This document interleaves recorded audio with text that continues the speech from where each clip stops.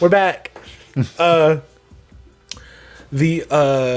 this week there was a leak that supposedly Nintendo is coming out with their new console next year, the Switch 2.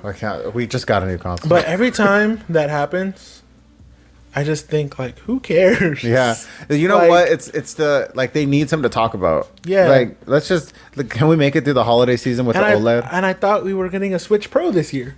That's what they said last year. Like, Yeah. It's just for when I hear stuff like that, or like new tech, how the I was gonna get the iPhone 13, and then they're like, oh, the 14 is gonna have this, this, and this. It's just like, who cares? That's not for me. It's just like, if that's your mentality with tech, you're always gonna have that. And you're gonna be broke. Yeah, you're always gonna have the I'm gonna wait till next year, because Yeah. there's always gonna be that thing that this is upgrading next year, it's doing this. And if there is a Switch 2 coming out next year, buying a Switch OLED now is the best thing you can do, because that's gonna have the most value if you Yeah. want that later. Yeah, it might be part of those. Yeah, trade-in and it's deals. gonna GameStop always does stuff like that.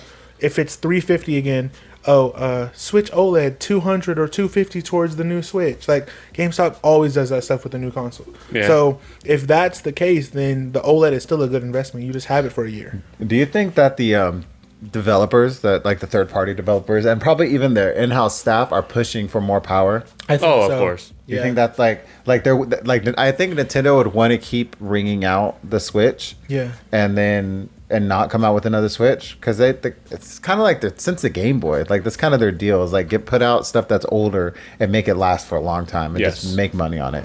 But all they need to do, think about all the third-party titles that get opened up to them.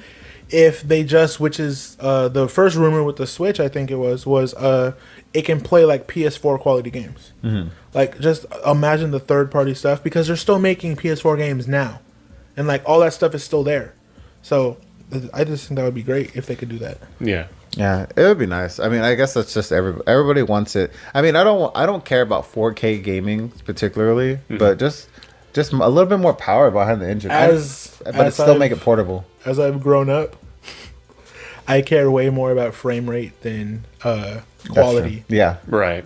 Like, because anything running at 60 frames is yeah, nice. like what runs at 60? My iPad, even just compared to my phone, like some YouTube videos will only play on or 1080 60 on here, but they could play like 1440 on my phone. And I'm like, I'd rather watch it on my iPad at 1080 60.